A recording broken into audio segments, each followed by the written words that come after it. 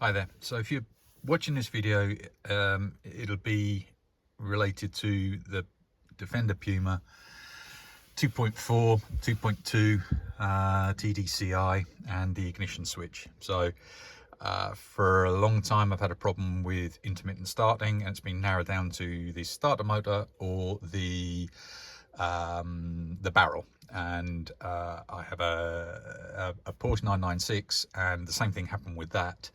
And I bought the ignition switch for the back of it rather than a whole new barrel and replaced that, and it solved the problem perfectly. So I decided to do it on the Defender. So there is a video, or there's a couple of videos online about changing the whole barrel, or there's no videos about changing the actual ignition switch at the back of the barrel. And that's because generally they're an absolute pain in the neck to do. But at the same time, replacing the whole barrel is a pain in the neck because they've got two shear bolts, which you can't actually, you need to angle grind one out or and drill the other one out from underneath and going through the plastic. So it's up to you which way you want to go. I decided to do the ignition switch. The part was like £34. It was a Lucas part.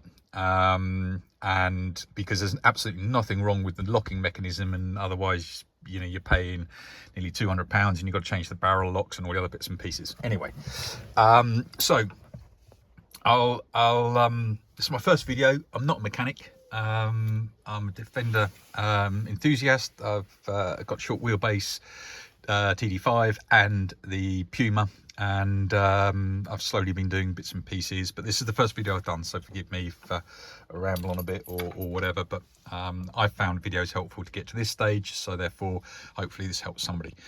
So if you're really looking to replace this, you're at this stage basically, which is fairly simple. Removal of the steering wheel, not a problem. Make sure you've got a line across to mark sort of central before you take it off. Then you've got the whole indicator stalk and all the switches, those sorts of things. Accessing, you know, getting that to this stage is fairly simple. It's just Phillips head screws and a little bit of gentle wiggling and so on. You don't need to necessarily disconnect all the wires. I haven't. You can if you want to, and remove it and take it out of the way. I guess it creates more, gives you more space, but I've just left it connected. And also the dash. So, you know, that's simple to get out. There's a plug at the back, but again, I've just taped it up out of the way. It doesn't really bother me.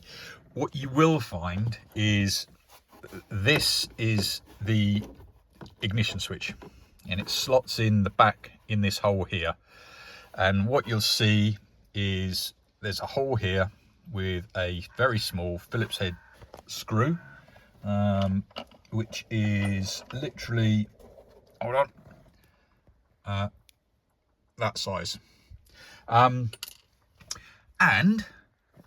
there's one on the exact opposite side, which is absolute pain in the neck to get to, which is why I guess people prefer to remove the barrel and replace the whole barrel. But like I say, you know, what you've got is you've got two shear bolts, and this one you can angle grind. I've seen a video where you angle grind in there, but this one on the other side, you've got to drill up from underneath and go through the plastic and drill the whole thing out. And for me, it just seemed nonsense. And seeing as I had already done one on the Porsche, which resulted in me having to sit in the footwell, we have my head in the footwell, and I got cramp in my hands trying to fashion a screwdriver up, but in long story short, I got it done. So the same thing here. So what you've got is, you can't see it because I've got it all out at the moment, but down here is the other screw, and I had to cut some of this plastic away because it came straight down, and you're not going to see it anyway because the cover goes back over the top of it, so it's surplus to requirements.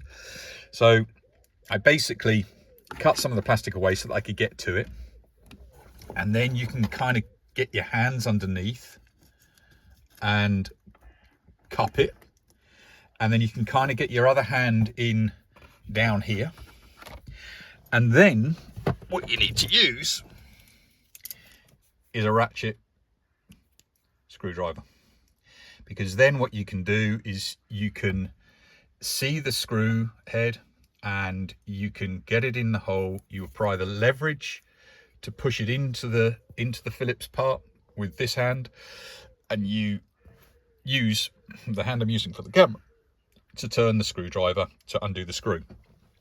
The good news is only need to undo it slightly, because after that you can do it by hand. It's they're very easy to unscrew, but try not to take it out, because trying to put it back in that hole, if you drop it, you're straight into the fuse box and all sorts of problems. So it's fiddly, make no bones about that. But you know, it's that, or it's fiddly drilling out shear bolts and all the other bits and pieces. So once you've actually managed to unscrew both sides and you've got the ignition switch out, then obviously you need to take note of the 4 connectors at the back. There's a white and orange one, or 2 white, or a white and a grey, and it looks like a white and grey one as well. Anyway, you need to take note of all of those, and then